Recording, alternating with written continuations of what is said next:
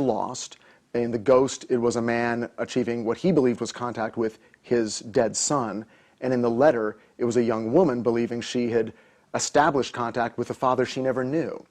And in both of these episodes, the upshot was, don't sacrifice the real terrestrial relationship for the more numinous, possibly real, possibly unreal spiritual relationship. And in both episodes, I mean, especially in The Letter, there's just this wonderful moment where our character believes she has established contact with a father she never knew. She believes she's getting channeled handwritten letters from him. And she's delighted. She's like, this is great. And she says this wonderful line. This was an episode written by Zach Estrin and Chris Levinson, and I just love this. The line is something like, she's almost in this mania, and she says, you know what I'm going to do? I'm going to write him letters too, but I can't mail them. So I'm just going to write letters and ask him questions, and then I'm going to put those letters in a drawer, and then I'm going to see if he answers them when I get letters in the mail from this unknown source that apparently is her father. And it was just, I thought, such a beautiful moment, because it's someone who has finally got all the questions of heaven and earth answered to her satisfaction, and things are going to be great now. And of course, everything falls apart immediately at that point. And that is a very central theme, which is the sort of the siren song of the ghost. And that was something we found very interesting. I must say that St. Debbie was a favorite of mine, not a favorite of, I believe, anyone but me. It's the only episode that does not actually have bona fide psychic phenomena taking place. The miracle is kind of an everyday miracle. But I love that episode because it allows us to reveal something of Alva Keel's character, some of his sadness and loneliness. There was something in that episode that we never quite got across, but I thought was perfect in describing Keel's character. We see him at the beginning of the episode waking up in the morning, and he's sleeping on a couch, and he looks like he's just had a horrible night, and he's just woken up from a nightmare, and he washes his face, and then he gets ready to begin his business day. And the idea was that we would literally follow him as he walks toward camera, through the door of his apartment, and then immediately down the stairs of that weird little room that is at the top of the set of SQ, and suddenly reveal, oh my God, he lives in this bizarre, drab, shadow-laden office. This really is his life. He has nothing else. And unless he's investing in a case, he probably never leaves this place. And I thought there was something really just haunting and beautiful and sad about that. So that one meant a lot to me. I believe that Mother's Daughter is possibly our most beautiful episode outside of the pilot, and also touches on a number of themes I was very interested in. And Christian Taylor did an amazingly beautiful poetic job of expressing the story of two souls living in one body. And I never get tired of watching that episode. Ultimately, Battle at Shadow Ridge, which is perhaps our goofiest episode, and it's in a weird way the one that reminds me of like one of those great Star Trek episodes where they go to the planet that's all about the Old West or something. I mean, the thing I say about in a nice way about Battle at Shadow Ridge, it feels like a rerun the first time you see it.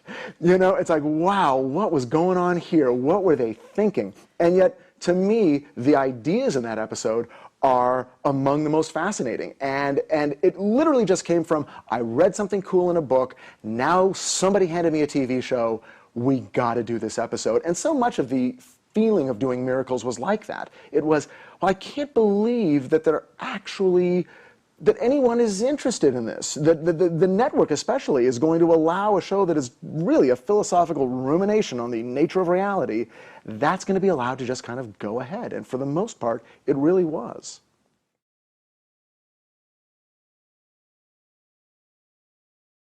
I believe in a lot of ways the Miracles experience was blessed. It was very lucky. I mean, first of all, when I say blessed, and I'm not talking in the religious sense, I'm talking in the sense that I feel personally very blessed, that it was blessed, first of all, by a harmony of people.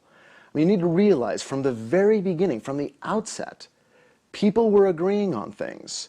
Again, that first meeting with Megan Walpert and Suzanne Patmore and Josh Berry, there was a sense in that room of, yeah, we're really creating something here. This could be really interesting. This could be fun. And everyone, was kind of along for that ride. For all the controversy, we kind of moved through the steps. I was a novice at television, and suddenly, a year after that meeting, I was very close to, just after a year, I had a show on the air. That's unheard of. So that was very lucky. And again, with beginner's luck, you think that, well, that's the way it's always going to be, and certainly will be from here on out. And this very experience, in a way, is examined in Friendly Skies, because there was so much going on, and so much of a feeling of a nexus of luck and talent and all these things sort of coming together, that I thought, wow, this is great, and this is what I am going to feel like for the next 10 years while we do this show. It's going to be me expressing myself every day, feeling creative and doing this great stuff, and you feel that way for a while. And then it begins to change, and suddenly there are complaints, and there are people who have a different idea, and it was very subtle, and it wasn't a huge thing. These were not giant screaming fights, but pretty soon you realize, oh yeah, this is just life.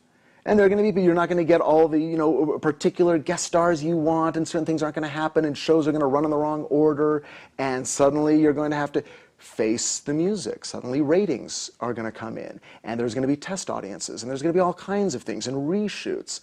And again, from the novice point of view, I thought, I have been handed the keys to the candy store. And to a huge degree, I had. But it made it that much more unsettling when reality crept in. I must say that once the show went on the air, and unfortunately, while it did well, it did not do exactly what people were hoping it would do. To a large degree, a pall had fallen over me. Again, not to make a pun about the star's character name, but a feeling of this can't last. Nothing that has been this much fun can be allowed to go on very long. And that definitely, of course, is when the tide turned. And you ask, can people create miracles? Well, okay, I can speak to this. When the show was on, though it did not reach a wide audience, it reached a very intense group of people who passionately loved the show. And those people are the reason that these DVDs that you're watching even exist. These people literally began making Save Miracles t-shirts. A woman named Heather LaFlame actually designed these t-shirts and began selling them to raise money to then run an ad that would be about saving miracles. Will some other network come and rescue this show? Because very early on, because of ratings and because of numerous problems in scheduling, and the show didn't run every week for a bunch of reasons, it became clear that, ABC was having some tough times in those days, and this was not going to turn the tide. And so the people who did love the show did everything they could to get the show picked up by another network, to, in any way they could, extend the life of Miracles. And so literally, the week we were canceled, I got like 500 emails from fans going, we love this show, and this show changed my life, and it meant a lot to me. And I remember thinking, well, okay, so the worst weekend of my life, in a weird way, is now one of the best, because you did reach some people. Some people were out there who completely got the show. In their emails, it's like I would bring them to the office. Look at this. Look, they liked it. They got it. Remember that thing we did? They saw it in this particular scene, in this episode. They loved it. And for the people who worked on the show, who were devastated when we got canceled. Because for a lot of people, this was not just another job. And again, I didn't know this. I figured everyone loved everything they did. Everyone was passionately behind every show they ever worked on. And I remember that people walked up and just said, I'm so glad I'm working on a show that I can be proud of, and that it's really dealing with something different and interesting. And it was very gratifying to me. And as much as I could, I tried to let people know, look, I'm getting some response here, just in my email account. You should check this out. And then Christmas Reaney, my assistant, who became sort of the, in-office spearhead of the Save Miracles campaign, just took it upon herself to do anything she could. Book radio interviews, book live on-air interviews, do anything she could to publicize the show, and then later coordinate with fans to somehow breathe life into this thing, because none of us wanted to see it end. And ultimately, it ended. And now it has new life here. And just when you think something is completely over and will never come back, you get a phone call, and it's coming back. So that's a nice new chapter in the life of Miracles.